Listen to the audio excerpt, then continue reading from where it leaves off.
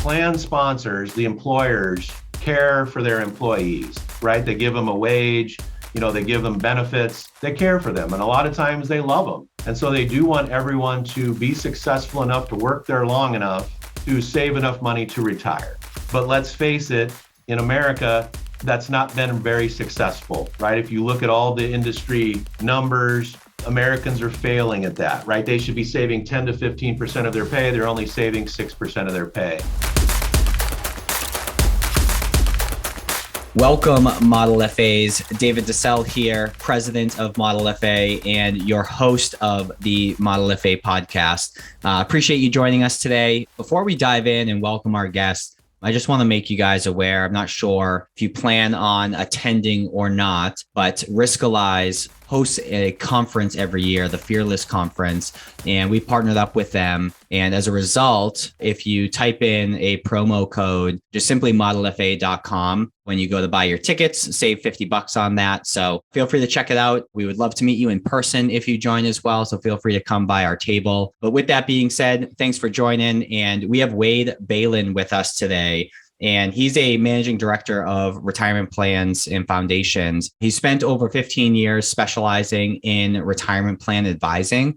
And he's actually been named the top 401k or a top 401k advisor by Financial Times for the last 5 years, really based on his passion in helping companies build best-in-class retirement plans. Over at WealthPLAN Partners, the team manages over 250 companies' retirement plans across the country. And personally, he's been married for 27 years. He's got 2 boys, Weston, who joined the team over there in 2021, and Wyatt, who's a junior in college at KU, currently studying abroad in Italy. And Wade has been gracious enough to hop on the podcast just before he takes off for Italy, actually, to go and visit for a bit. So some well-deserved time off. But with that being said, Wade, I appreciate you joining today. Man, thank you for having me. And yeah, we are excited to go visit Wyatt in a couple of weeks here in Italy. So that'll be great. Love it. Yeah, my dad and stepmom are going in September, so I may connect with you beforehand and see if there's any specific things they should be checking out based on what you guys end up doing.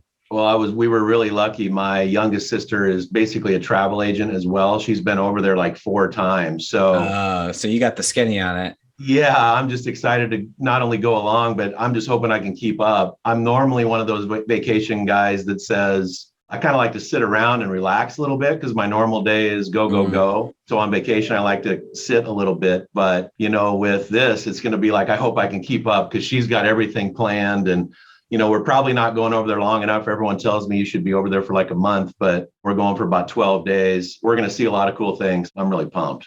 Love it. Maybe one of those things where you need a vacation from your vacation and maybe stop somewhere tropical on the way back. It's so true. It's so true. Yeah, I know I'm going to have a lot of food and some good wine and see a lot of cool things. So that'll be fun. Love it. Well, before we focus on the 401k space, just to help kind of give context to the folks who are listening today, what's your background? How'd you get started in the business? Were you fresh out of school and boom, you were a financial advisor? Or what were the steps that kind of led you to this career specifically? You bet. Yeah. So before this, I was specifically in the medical industry. So I did everything from medical supplies. I sold some adult incontinence for a couple of years there. And then, basically finished up with defibrillators and pacemaking equipment. If someone has a heart attack, they, shock them, and the defibrillators do that. So we were selling those to both hospitals and EMS agencies. And, I was kind of working my way up the ranks in the medical industry. I loved it. Every day you could try and help somebody. So, that was very rewarding. And anyone that's in the medical industry knows that it's awesome. So it wasn't that I was really looking to leave that. But, Todd and Brent in our firm, they were looking, it was right after the Pension Protection Act of 2006. It was like the largest legislation that had ever come out for like retirement plans. And so our firm was like, man, we really shouldn't be dabbling anymore. We should have someone that's going to be specializing in this. And so we had been talking about that for a couple of years. My kids were pretty young and I always wanted to coach basketball and be home more because I was traveling about 40 weeks of the year. Oh, damn. And so I was like, man, I'd leave Monday morning and I'd almost cry on the way to the airport because I just missed the kids. And so it's funny how life works out. So I remember I was going to the next position. I was going to be the VP of sales at a company in the medical industry, and my cell phone rings and it's Todd. And he's like, "Hey, I think it's time for us to seriously sit down and just get this done." And so I just kind of dropped everything in the medical field, sat down, and we worked it out. And one of the best things I ever did. So that was my entry into the retirement plan space. I really knew nothing about it other than I had a 401k myself. But I knew one thing, and that's what our firm kind of really relies on, is we don't want to wear too many hats. We really just want to be good at something specialized. And I knew I was good with business to business. And so it just seemed to make sense. And it was something that I was passionate about. An aggressive investor, but I'm conservative by nature. And so that combination, I think, really works well in the 401k space because you're trying to reduce risk. You're trying to help these business owners, set up the best type of plan that they can, but then watch their back, as a fiduciary, watch their back and reserve that or really manage that risk. So it was just a perfect fit for me, I found out. And so, since then, that's all I've done is the retirement plan space. I won't take on any individual clients. We have a whole team of wealth advisors in our group that do that. So I'm just specifically anything with a committee or a group. So it's been 401ks, cash balance plans, 403b plans, anything like that. And then really that's how it grew into me also running the foundation department here at our firm, because a lot of committees are the same, whether it's a foundation or a retirement plan, you're still having to act in the best interest of someone else. And so it was just a natural thing to then help those foundations with the risk and the investment management. So that's basically the background. Yeah. And I kind of feel the passion that I had in the medical field with, helping people, saving people's lives. Not that I was a doctor, but, you had a part of helping people with their, medical success. You really get that same feeling in the 401k space because you can meet a 25-year-old who doesn't know what they're doing. And then you project out to what they could, do if they made good choices today, how that would, help them at age 65 or something like that. It's super rewarding. And so it's maybe not saving their life, but it's maybe saving their financial life. So it's really awesome. Love that. So I got some follow-up questions, but before we do, we also have to say thank you, Wade. We got brought together by a mutual good friend of ours and colleague of yours, Landon Troyer. So Landon, if you're listening, appreciate you connecting us, not only, connecting us together, but he's also the one who connected me and Dan Allison at the very beginning. And as a result, Dan's, joined our team now. So Landon, appreciate you. So you've been in the 401k space for a bit. I'd like to understand whether it's around legislation or process or whatever direction you want to take it. How has that space evolved from when you started to where we're at now? Yeah, it's fascinating and it's a great question. So like I said, in 2006, that was the PPA 2006, the Pension Protection Act of 2006. And I did not read all the pages, but I think it was about 1,100 pages of new legislation. It's really where they started to introduce like auto enrollment, different types of safe harbors. Companies could now change funds and automatically put them in new funds. The industry was growing. I kind of liken the 401k industry to just a person's life. So think of it this way, if 401k started, let's say in the 80s, by the time 2006 came along, the industry was 26 years old, right? And think of just a human being's life. There's not that many rules when you're 10, 15, 20 years old, right? But when you're in your 20s, there starts to be more rules. And so that was kind of the first iteration of, okay, this industry is pretty mature now. Let's really start trying to legislate it and put some rules to this because the money was growing and everything was changing. And if you look at our industry, when I started in 2007, I would say 97% of all advisors were what they call two-plan Tonys, or they were dabblers, right? So the industry was built on, and I love this about the industry, it's all relationships. So maybe, I'm a business owner, David, you're my advisor because we like each other, or we play golf together, or we went to college together, or church, or whatever it is. And so those two-plan Tonys or those dabblers really had 97% of all of the retirement plans in the industry. That meant only 3% of the industry was run by what are called specialists, that someone like us who that's all we do. And that was okay. But I think that legislation kind of set the bar and the tone that, hey, how are we handling these accounts? does the plan sponsor know what their risk is? And oh my gosh, how do we keep track of all this stuff?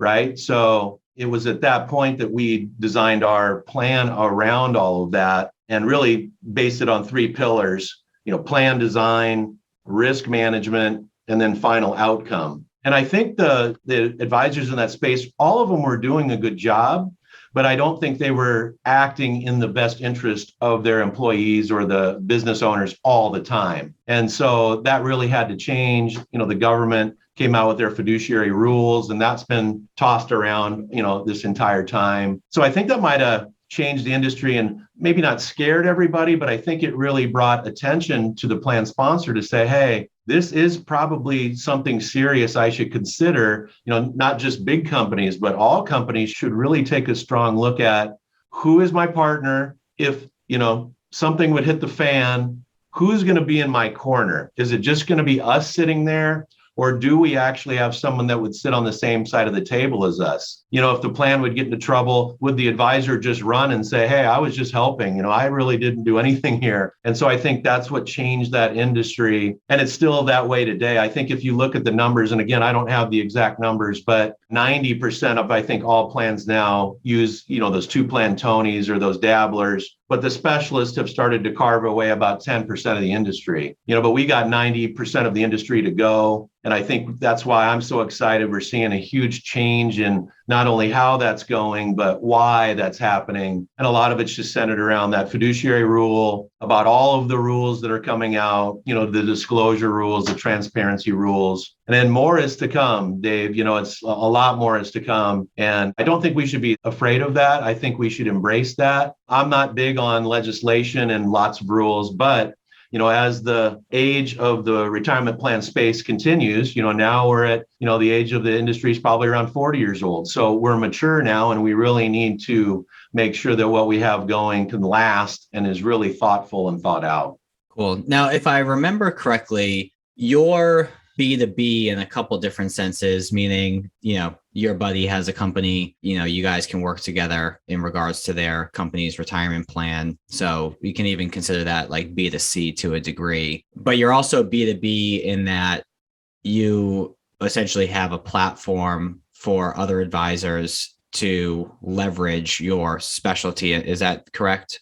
It is. Yeah, I think that's the growth, David. It's like, so it used to be the advisor would just, do all this on their own and hope that they were doing it right. Or if they worked for their RIA, hope there was someone that wanted to take on the role of the specialist. But, based on the numbers, that's probably not happening. And so what we're seeing the trend going to, and it's even happening in our own group, we have 45 advisors across the country, and a lot of them, not only do they not know what's going on in 401k, they probably don't want to know what's going on in 401k. But once we talk to them and say, hey, you don't have to sign up as the fiduciary advisor, but you can control the relationship, because that's really what the advisor wants, right? They want to talk to the business owners. They want to talk to the management. They want to talk to the employees.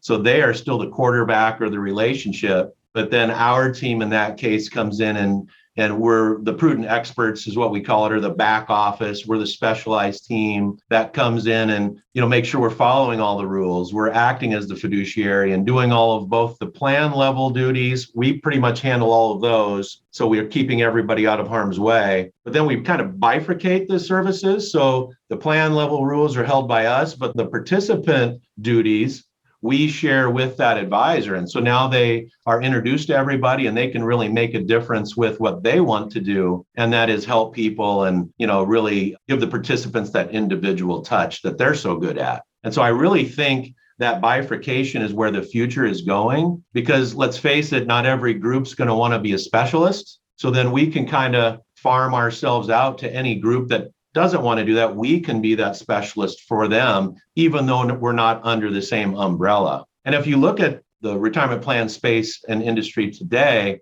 the plan sponsors are already used to that, right? Like, we're not the record keeper. That might be Fidelity or John Hancock or Empower or Nationwide or whoever it is, Schwab. We're the advisor. So now they have an agreement with Schwab or whoever the record keeper is. They have an agreement with us. Heck, they might have an agreement with another third-party administrator to do all the, testing and compliance. So our industry is really used to that bifurcation already. And so I think the next bifurcation is having someone do the plan level stuff, having someone do the participant level duties.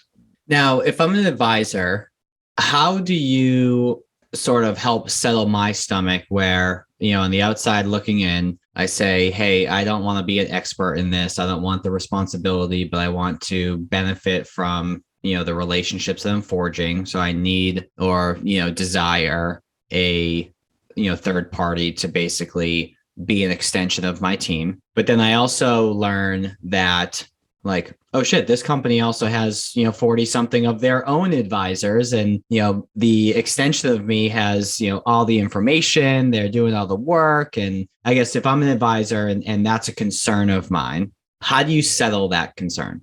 Any good advisor is thinking like that. So obviously you're right on top of that.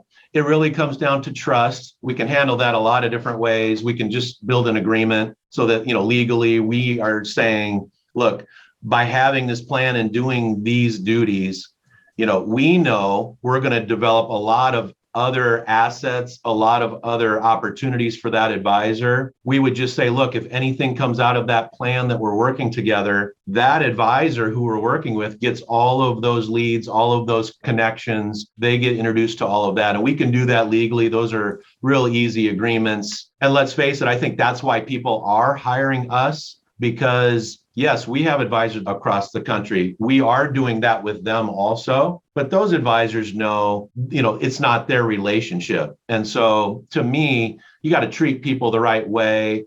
As a fiduciary, we handle it that way. We're going to do what's in the best interest of our partners. That's our clients. And in this case, that would be our advisors. It would not be a good business model to make all these friends out there and then give those leads to someone else. That's not what we're about anyway. And that's why I think it works, because we're not trying to, my team will not take on any individual clients. We're going to hand those off to whoever our partner is in that plan. Understood. Okay, cool. Now, if I'm an advisor, and again, I don't want to do this stuff, but I want to do this stuff, right? If that makes sense. And I engage with someone like you, how are the responsibilities shifted? So what are you now responsible for, and what am I still responsible for? Because at the end of the day, I feel like, whether it's partnering up with someone like you in regards to retirement plans, or considering using a TAMP instead of, doing the investment management on your own, or perhaps, offloading marketing to a different company as opposed to doing that internally, it all comes down to leverage so that you can grow faster. So help me understand the leverage that's created based on how responsibilities are ultimately shifted. Yeah, I tell our clients this. I say, we're not on your committee, but think of us as sitting on your committee. We're just unnamed, but we're doing the same things as a committee member. Same thing with the advisor. I would say to that advisor, we don't work for you. You don't give us a paycheck, but consider us as your own team in your own office. And so when they introduce us to a group or to a plan, we act as the fiduciary. So someone has to be named on there as the fiduciary. In other words, Dave, who's going to probably get sued if something goes down, right? Yeah. So that would be me, or that would be our firm, but we feel comfortable there because this is our space and we know what we're doing. So first of all, the advisor's eliminating a lot of that risk from them doing it themselves. And quite frankly, by them not doing it themselves, there's probably someone like me coming in soon to tell that story to the plan sponsor, and they may end up losing that plan anyway. But anyway, those advisors offload a lot, all of that. I'm saying all of that fiduciary stuff. Typically we know you have to write an investment policy statement for the plan. I think the studies show only 40% of all plans even have an investment policy statement. So we just automatically write those for our plans. We do all the monitoring and screening. We do all of the heavy lifting, the minutes, the annual reviews. You should be benchmarking all of the pricing. You should be benchmarking everything in that plan. If you're a good fiduciary, you should know how much is the record keeper charging you today, and what is the range of a plan your size paying across the country, right? So if a record keeper is charging 50 basis points, but the range for that plan is 25 to 50, we know they're at the top of that range. Well, the plan sponsor should know that, right? And a lot of times we just go back to that plan sponsor or that record keeper and we say, look, we're not threatening that we're going to put this out to bid, but you're at the end of this range. You should be closer to the middle and be more reasonable here with the range. So those are all the little things that we can do because, we are intimate in the industry. We know what's going on in the industry and we have all of that data. But those are the fiduciary things that someone should be doing. And that's what we'll do. We then make it easy because we put all of that data into an electronic vault that we call a fiduciary audit vault. And so we upload those things that no one really wants to do or read, all those quarterly monitoring reports and investment policy statements. I'm probably talking now and people are like, oh, that's boring, right? But it's boring, but someone's got to do it. And I always tell my clients, if you can't sleep at night, just go to that vault. You can find plenty of things to read that will put you to sleep. But anyway, those are all going in that vault. The plan sponsor can upload things into that vault. So now we have this centralized access for all of this fiduciary stuff. When a plan gets audited, we just point that auditor right to that vault, right? And everything can be stored in there and it's everything they would be looking for. So now think of yourself as the advisor, since we've offloaded all those duties that you not only don't want to do, but you probably don't know how to do all of those. Now we can put all of your concentration on the participant. How can we help the participant? And we have, we will talk about that as well, because we have an unbelievable tool. We've taken that part very passionately. We think we're ahead of the curve when we talk about our education to the plan participant, but that's really where we can make that advisor look good, that advisor can shine. And remember, the plan sponsor is going to look at that advisor, even though they're not necessarily doing the duties. They're looking at that advisor like, hey, that's his team or her team, because we are an extension of that advisor's team. So on that note, one thing that I was thinking about, and I have no idea like compliantly how this works, but if I'm say a solo RIA with maybe like a client service associate or, call it, there's two people on my team, perception's reality. So if I can perceive or be perceived as having a bigger team, it may edify me in the eyes of the folks who I'm prospecting towards. Are you allowed to, I just have no idea what the answer is, but if I'm an advisor, am I allowed to like add you guys as team members to the website, or how does that work? So that when someone looks, they're like, oh, they have a whole 401k department, or is that something that's just kind of articulated? Well, I think you could do anything you want that you're comfortable with. So a lot of times we'll co-brand our literature. So we have a whole library. You can imagine we have a whole library of literature, brochures, files, PDFs, because when you're talking to someone and you want to explain, it's always good to have something visual, right? And so we have lots of brochures. So our logo's on there. And really, we want to be transparent in that bifurcation. We want the plan to know, hey, your contact is Dave, the advisor. But Dave is partnering with our team. In this case, let's say WealthPLAN Partners. In most cases, we could have either both logos on there, but front facing, it would be your firm. And so if someone wanted to say, hey, we've partnered with this team to be our back office for retirement plans, that's how I see most of our folks doing it. They introduce themselves as their team and their group, but their partner is us. And we have a relationship together. And that's why we're working together. And I have run into zero clients out there that give 2 cents about that, right? They just want to be taken care of. They don't care if it's under the same, roof or not. They just want to be cared for by a specialist and they want to have someone they trust. So now here's an advisor they trust that's bringing us in who the advisor trusts. And now everyone is friends and gets along and we can go about our business. But yeah, I think that can be handled any which way. We have no problem with co-branding or even putting that group's logo on the brochures. But I think it's just healthy to be transparent and honest and everyone understands it. I'll give you an example of that. You were making me think on that. Take one of our 45 advisors across the country. I'll never forget the conversation. So that advisor, it was in North Carolina. They had a doctor that they had the individual assets of. So he was the individual advisor for that doctor. The doctor's like, man, you've been so good to us. I love what you do for us on the personal side. I know our doctors group is putting the retirement plan out to bid. Can I put you forward? Because I really like you. And the advisor's like, well, of course, this is exactly what I'd like to do. oh, hey, wait, by the way, before I put you out there and tell the rest of the group, how many plans do you have? And the advisor had to say, well, I have like 2 plans. And the doctor's like, dude, I like you, but I can't put your name forward right now. And he's like, well, wait a minute.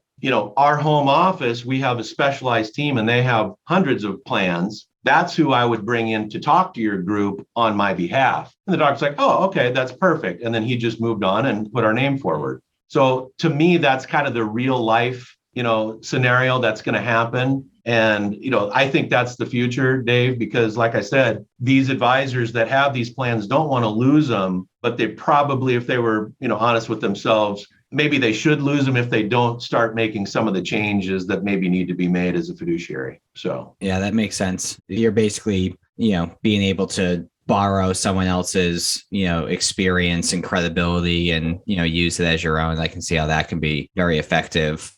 Now, as I think through this, I want to transition into business development oriented topics. So there's kind of 2 aspects of business development here within this space. There's, hey, now that I realize to a certain degree, I don't have to do anything with this. I just need to be able to manage the relationship and I can pass that off. Maybe that entices me to focus more on the 401k space, because a lot of advisors actually may just avoid it altogether because they don't want the, added responsibility or what have you, in taking on these plans. So now that I'm an advisor who has a partner and I can feel confident in basically selling on the front end and knowing that it will be taken care of, there's the aspect of business development, which is going out and finding more plans. But then there's the other aspect of business development, which is once I have these plans, there's opportunity within those with the actual participant. So let's talk about business development regarding finding more of these retirement plan opportunities first. What are ways, and you just alluded to one, which is you just happen to have a relationship and just, bring up the conversation. But what are ways to basically open up conversations? Are there certain pain points that they can hit on, or data that's publicly available where if they see, this on that data sheet, it's like, hey, we should probably have this conversation and here's why? How can advisors motivate these business owners and decision makers within the firm to just even have a conversation in the first place? I could probably talk for another hour about how many different ways there are to do that. It's really hard, Dave, to try and sell the plan in one call. You just can't do it. And I think that's where the advisors fail when they fail. I think they think, before I am going to introduce you to this team, I'm going to try and get all the hot buttons and I'm going to try and learn the industry and turn that into an elevator pitch. And that's when you fail. So I think each advisor kind of has to find their own story and find out what they're most comfortable with. I have a really great partner, Mike, out in California. You're not even going to believe how he got his first plan. So him and I talked. He was not interested at all in 401ks, but we do some cash balance work. So cash balance is where it allows either a doctor or a business owner to put like $200,000 away per year pre-tax. So we can layer this cash balance plan, for example, onto a 401k profit sharing. Well, Mike, that made sense to him and he got that right away. He'd visit us in our home office, went back to his home in California, where that's a high taxed state, right? And he's at his own shoulder doctor's office meeting. And while he's getting his shoulder worked on, he says to his doctor, oh my gosh, I just learned about cash balance. Have you ever heard of it? He's like, you know what? I think we're looking at that right now. And so the doctor ended up introducing him to that client, and we got in front of the board and talked about it, and we got the client. It's one of our larger clients now as a doctor's group. So I could have never trained him how to do that, or I could have never said, hey, every time you go to the doctor, ask them about, Start scheduling a bunch of random appointments. Well, that's what he said. He was trying to find everything wrong with him on his body so that he could go see a doctor and have that conversation. But so that's one way to do it. Some are a little bit more advanced. I think what happens once you kind of hang out with our team and once we get a couple plans, you really start developing your own story, right? Your own comfort zones. There are hot buttons like, hey, all of our other plans, we're rewriting our investment policy statement. You're a business owner. Who does your plan? Do they write all those investment policy statements for you as well? And they'd be like, what? I don't think we even have one. And then that might spark a conversation. But I really think within an advisor's own book, they already have business owners that are clients. that already love them and they love each other. They probably just never asked. And so really at that point, you can just say, hey, when's the last time you reviewed your plan? If it's been more than 2 or 3 years, so much has happened or changed in the industry. It might not hurt to maybe just have us do a benchmark, or we call it, is your plan having a plandemic? It's like through the pandemic, it was a play on our words. We went through this pandemic. Did your plan go through a plandemic? And so that's one way we can try and look at all of the different areas of their plan. And it's very non-threatening, because then someone can say, no, we already have someone. Okay, well, I'll stay in touch with you. I now have a specialist team behind me. We'd love to kind of get into that mix whenever you're ready to do that. Dave, there's just so many different ways you can, get into that. And I think each advisor would kind of find their own comfort zone. But it's there. You just have to be bold enough to kind of ask some of those initial first questions. And what you'll find is the advisors that never wanted to get into this space at all. I'll tell you another story of Jeremy. He's one of our advisors here in Nebraska. He did not want to do any 401k, but him and I had a nice conversation. Well, he went to his home, and his neighbor, we're talking, and he's like, hey, what do you guys do for 401k? I just talked to this 401k guy. He's like, oh, I sit on that committee. And he's like, oh my gosh, I didn't even know you sat on that committee. Would we ever be able to come in and talk? Well, let me talk to the committee. Let's see. We ended up getting that plan. So again, each advisor does it differently. Lots of things to talk about. And there's no magic button. It's just really boldness and hard work, right? Isn't that life in general, right? I always say if it's easy, a high schooler can do it. And you know what high schoolers make, right? So we don't want it to be easy. We want it to be hard, but yet we want it to be doable. And then you asked a little bit about participants and the advantage there. Yeah. So before we transition to that, a comment and a follow-up question. So by the time this is released, another podcast will be released by a friend of mine, Chris Kuhn. And the vibe of that, do you know Chris Kuhn? Well, I know that name. I'm trying to think of how I know that name. He's out of Missouri. But anyways, I was asking him, how he became so successful. And, he has struggled with, addiction to alcohol growing up, and ADHD and dyslexia and all this type of stuff. And he's overcome all that. And he's like, it's amazing what happens when you just ask. You have not because you ask not. So the boldness that you referenced in terms of, sometimes it's just a matter of bringing it up, but I guess more tactfully. So let's say I'm an advisor and, I don't have any business owner clients and I don't know any business owners. Aren't there like websites, and I don't know them off the top of my head, I don't know if you do, but websites where you can, pull, was it a Form 5500 where it gives you a certain level of information? And are there particular sections of that form that you should be looking at to basically be able to open up a conversation? Can you speak to that at all? Absolutely. That's a brilliant way to do it. We'll typically take a zip code or multiple zip codes, or we'll say, okay, Dave, in a 100-mile radius from where you live or where your office is, we can look up every single retirement plan in that 50-mile radius, whatever you tell us to do. Then we can basically data mine it, because this is all public knowledge. Because of the Form 5500 you talked about, we all know this data. And so we can then say, okay, here are all the plans. We know how many assets are in those. We know the name of the company, how many participants. We know who the contact is. And what really happens is you might look at that list of, 1,000 plans, 200 plans, whatever that is. Inevitably, you're going to know someone in one of those or a lot of those plans. Or maybe you now know who to call. And if you're bold, you can just call them up. But I would say from those lists, you're probably going to have a pretty good starting point of, hey, I know someone here. I used to know someone that worked there or whatever. And that's a beautiful place to start. And then from there are some pain points we can see, right? A lot of times, depending on how they filled out the 5500, there's some data in there that we might be able to look at and say, oh my gosh, this is their record keeper. We work with them and we have a huge advantage with them. That type of thing. Maybe we could benchmark that plan and maybe we lead with this or that. And so, yeah, there's always a place to start. And if you're willing to do that, man, it can pay dividends for sure. So it seems like you can produce that. you're producing that list? Absolutely. Is that like an internal program, or is there a website or websites that advisors can leverage to like generate some of those lists as well? Like, do you know what those aggregation tools are? Yeah, there's more and more of those. We typically use those through our portals that we pay for and go through.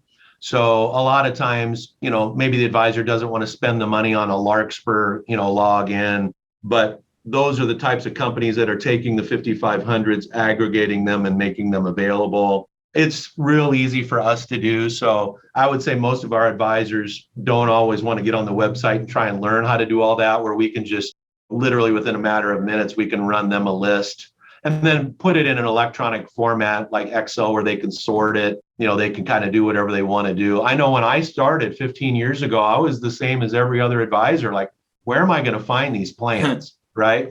And so I just did the same thing. I took basically a 100-mile radius.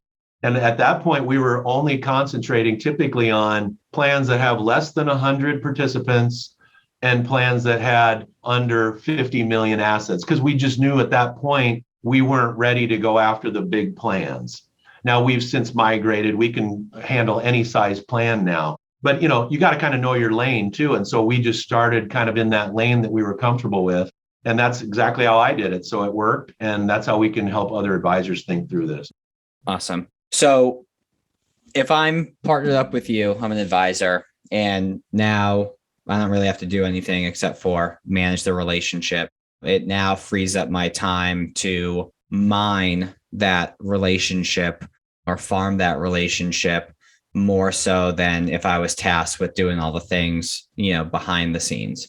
So what have you found work well that an advisor does to convert those plan participants into individual clients? Because I talk to advisors, and most folks at a minimum will, meet with the participants or offer to meet with the participants once a year. But I think they can do more in terms of on-site education sessions or other forms of content, webinars, what have you. So what do you find in terms of best practices that advisors are doing to actually convert those plan participants into individual wealth management clients?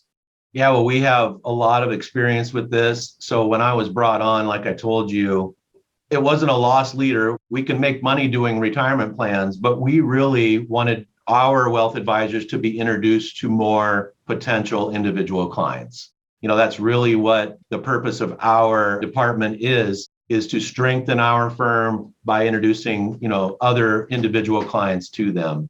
And we've just been very successful at it. It's been a lot of this and that, but now I think we've perfected it into the point where, to your point, the thing an advisor should never do is try and sell something to the participant, right? The plan sponsors will not want that. They don't want to introduce someone to their participants who's then going to basically try and sell them a bunch of products. But if you do this right, if we handle education, if we talk through education, and I can explain that process in detail with how we use what's called our Auto Educate program. But these participants need help. They want help. And no one's ever asked them what they want help with, right? So for the first time, we're coming in there and saying, hey, participant, we don't care if you're the doctor or the person answering the phones at the front desk.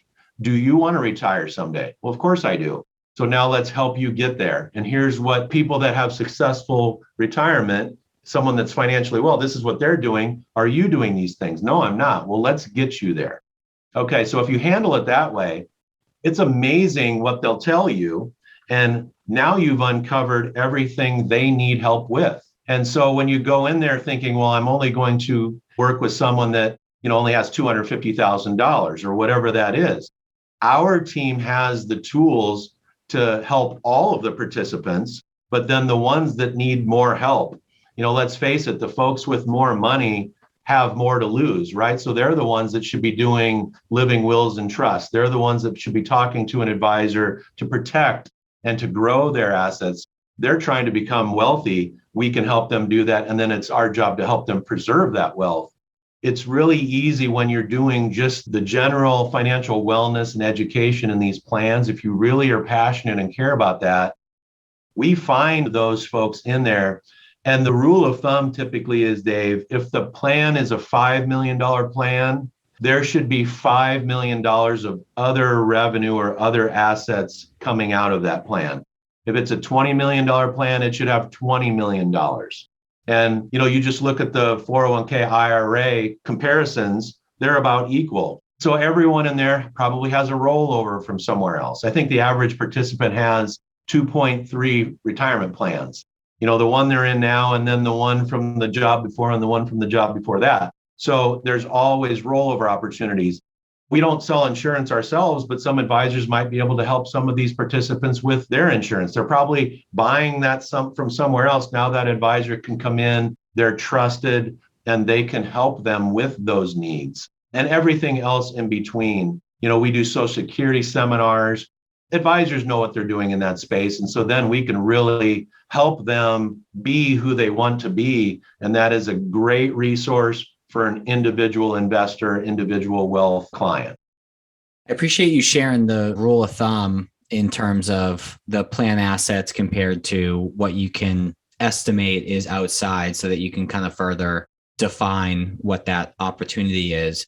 One of my last questions that I have before we transition to the next segment, is there sort of whether it be a rule of thumb or, hey, if you hit this, you're doing pretty good in terms of a conversion rate? So, let's say that there's 50 employees at a company. I think it's unrealistic to think that you're going to work with all 50 of those people on an individual basis. But what's a win? I mean, a win can be defined as, hey, if you are able to help one person, it's worth it. But I guess more of is it 20% of folks tend to work with you on an individual basis, 50%? How can advisors know if they're doing a good enough job penetrating the opportunity within the retirement plan over the individual side? Yeah, we're seeing around a 30% win ratio or a 30% ratio. I don't know if the next segment we're going to talk about our Auto Educate program, but this is the perfect time to maybe give you an example of why I came up with 30%. Yeah.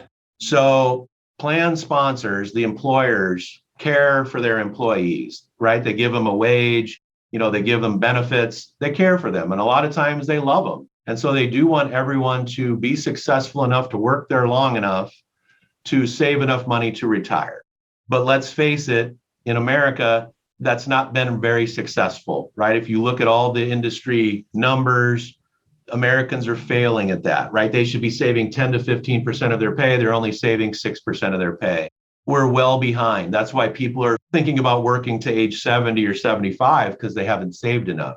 I think the government's going to come in and they're going to need to blame somebody, right? They put all these rules together. They think they did everything that they should have, auto enrollment and all these things, but yet people aren't becoming more financially well.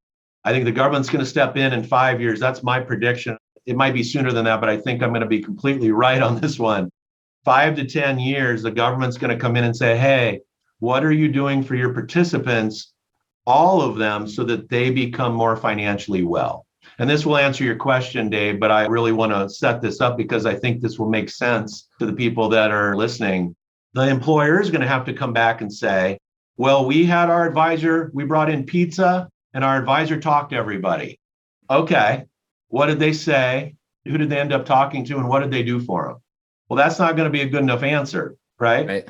And so we took what the auto enrollment situation was. So now you can put an employee in the 401k plan. I'm sure you know this, but you can auto enroll an employee, whether they like it or not. You can automatically enroll them into the plan. They have to opt out to get out of the plan.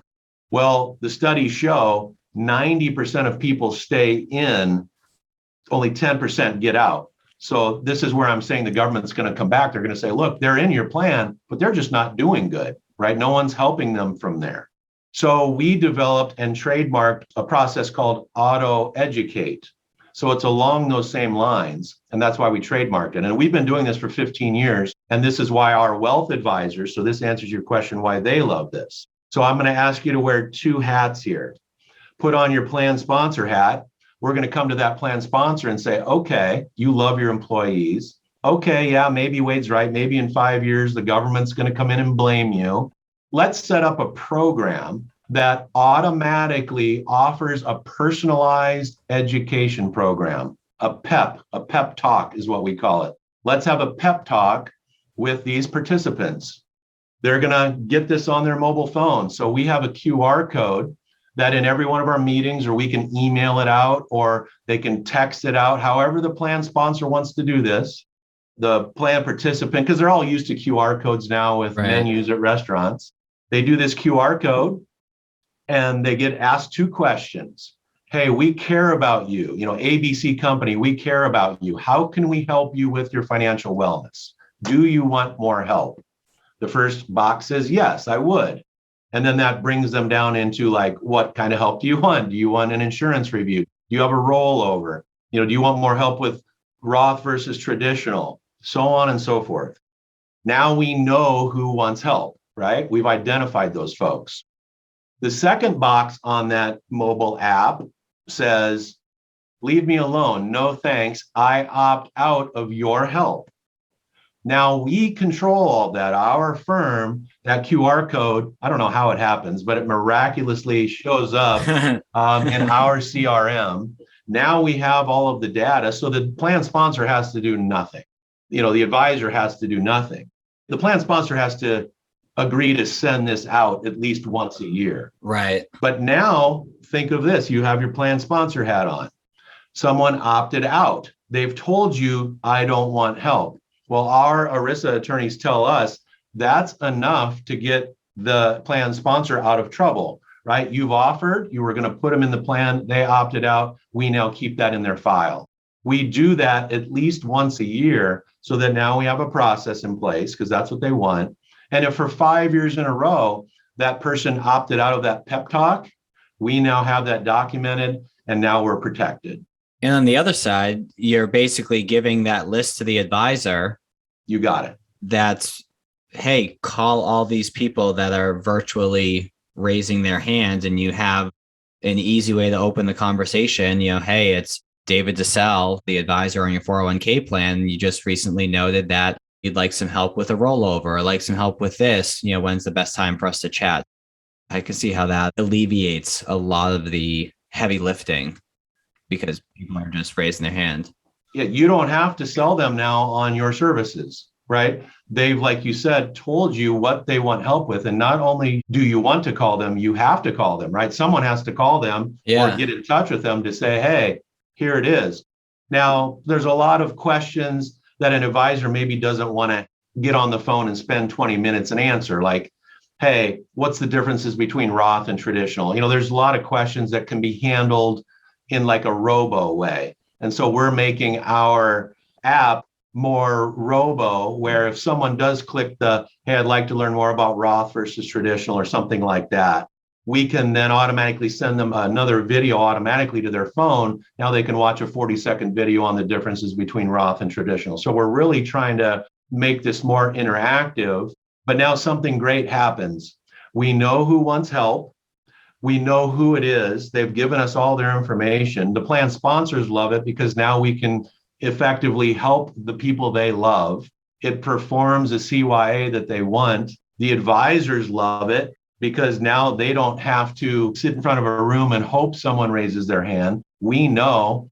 And what we found, Dave, it's the 30% of the people check that yes box, usually 30 to 60%. If you do a good job of talking about financial wellness in that group meeting, for example, a lot of times we'll just have them do the QR code right in that group meeting. They'll be motivated because they're thinking about it. But what we find is the next year, it might be a different 30%. The water cooler thing takes off. I see. Yeah. The one person says, hey, did you sit down with that guy or gal? No, I didn't. Oh, man, you should have, man. They really helped me. I'm going to have like $1 million when I retire. It's awesome. We put a plan together to auto escalate or whatever. I'm going to switch to the Roth. Now they're talking, water cooler talk, and now it might be someone else. And what I like about that QR code, think of it this way. They don't have to remember the advisor's name. They don't have to remember the advisor's email or phone number. All they have to do is have that QR code, and they just fill that QR code out on their own, kind of like the bat phone, I call it. I need to come up with a different analogy. but it's like the bat phone. I just fill this out and someone will come and save me or help. And so that participant can do that.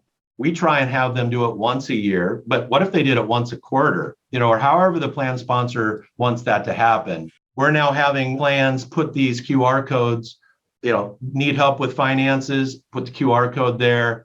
And then in their cafeterias or in their break rooms, now people just go up and boom, what's that? And now, there's the bat phone and they're basically getting a hold of us, without knowing that they're getting help. So I'm glad you brought that up because we didn't uncover that in our pre-call or anything. I didn't know that you guys had that. And I feel like it's a great way to engage them without forcing people to attend, a session on a quarterly basis. And it kind of meets them where they're at. Like we're all used to, as you put it, the QR codes and utilizing our phone for this stuff and interactive, short video clips and whatnot. So it kind of primes the pump, so to speak, before you pull the cord and actually meet with someone. So glad you brought that up. It's pretty cool.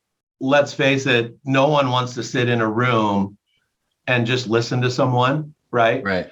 Now, you might have to do a little bit of that because the company might say, hey, you're required to be at this meeting for a half hour. But I always say in the old days, you just brought in pizza and you talked about finances. And typically the advisor doesn't know what to talk about. So they talk about what they're comfortable with. So they're talking about large cap versus small cap, and they're talking about this return versus that return. Yeah, and it's just glaze over. And then the participant signs in and says, yeah, I attended.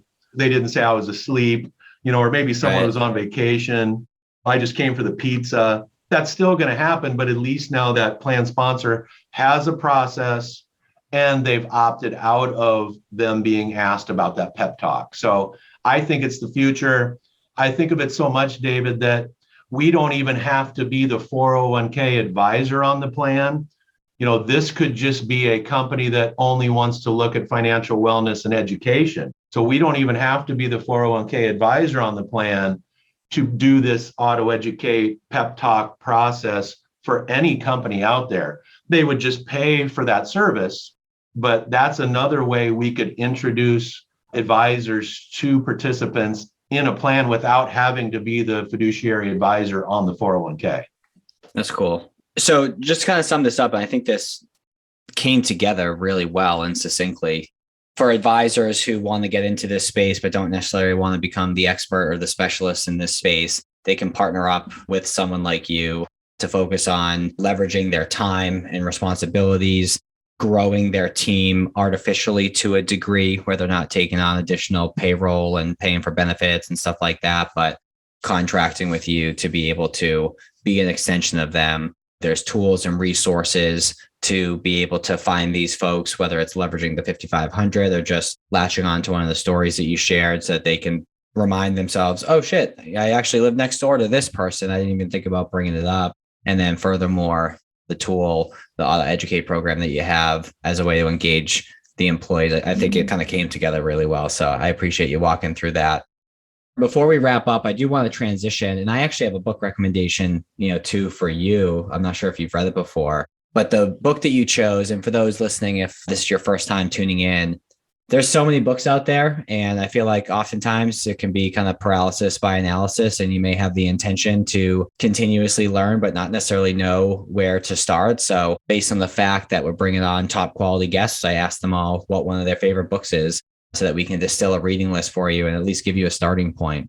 And the book that you chose is a book that I've read, a book that I've listened to as well, and a book that I actually took a course on. So when you said that, I was like, oh shit, nice. That's one of the staples. So it's Stephen Covey's 7 Habits of Highly Effective People. What made you choose that book? Yeah, it was one of the first books I read. That'll probably date me, on how I already said how old I am. But, and I don't read a lot of books. I'd like to maybe even mention 2, because I'm now reading one called 0 to 1. I don't know if you've read that one before, but no, I haven't. I'll talk a little bit about that too. But the Stephen Covey 7 Habits, David, I believe in, just keeping things simple. I always kind of refer to myself as a simpleton and just keep things at a level that you don't ever have to remember a whole lot of stuff, right? But those 7 habits of highly effective people, literally, if you just run your whole life based on those principles, it's amazing how many times a day I say, first things first, or let's start with the end in mind, win-win situations, all those things that come from that book. I find myself rereading that book about every 5 years just because it's really helpful to do that. You've probably read that, 25 times. Yeah. Yeah, appreciate that, man. Yeah, I'm not quite that old, but yeah, it's close. It's close.